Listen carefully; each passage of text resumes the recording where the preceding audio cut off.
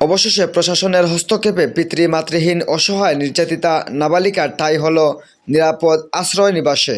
উল্লেখ্য যে গত 6 নভেম্বর 2024 গৌরনগর ব্লকের অন্তর্গত শ্রীনাথপুর গ্রাম পঞ্চায়েতের অন্তর্গত 7 নম্বর ওয়ার্ডের একজন নাবালিকা, যার মা বাবা উভয়ই জীবিত নেই, সেই সময় তিনি চাইল্ড লাইনে অভিযোগ করেন যে তিনি তার প্রতিবেশী মরহুম জমশেদ আলীর ছেলে 2 সন্তানের জনক ইয়ার আলীর দ্বারা একাধিকবার ধর্ষণের শিকার হয়েছেন।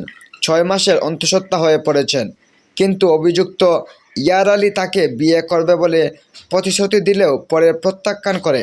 তখন ওই নাবালিকা তার শারীরিক পরীক্ষা নিরীক্ষার জন্য চিকিৎসকের কাছে গেলে সেখান থেকে বলা হয় থানায় মামলা করার জন্য। তাই উক্ত নাবালিকা তার প্রতি হওয়া অন্যায়ের সুবিচার পাওয়ার সহ তার আশ্রয়ের ব্যবস্থা করা ও চিকিৎসার জন্য চাইল্ড হেল্পলাইনের 1098 নম্বরে জানান। চাইল্ড লাইন উক্ত বিষয়ে অবগত হওয়ার সাথে সাথেই নাবালিকার সাথে দেখা করে সম্পূর্ণ বিষয়টি ঊনকোটি জেলা CWC-তে লিখিতভাবে জানান।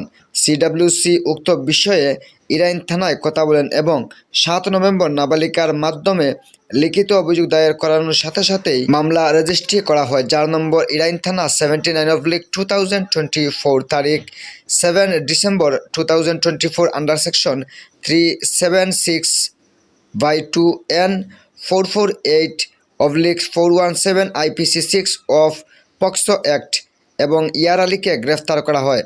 পরবর্তীতে বিভিন্ন আইনি প্রক্রিয়া সম্পন্ন হওয়ার পর 4 ডিসেম্বর 2024 ঊনকোটি জেলা CWC এবং ঊনকোটি চাইল্ড লাইনের একটি যৌথ দল উক্ত নাবালিকাকে আগরতলাস্থিত আমানিখুড়ি শক্তি সদন আশ্রয় কেন্দ্র প্রেরণ করেন, যেখানে উক্ত নাবালিকা সম্পূর্ণ বিনামূল্যে থাকা খাওয়া সহ চিকিৎসা পরিষেবা পাবে।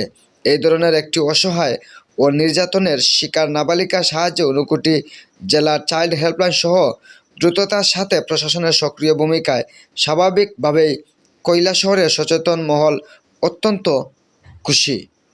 Bureau report, star Tripura.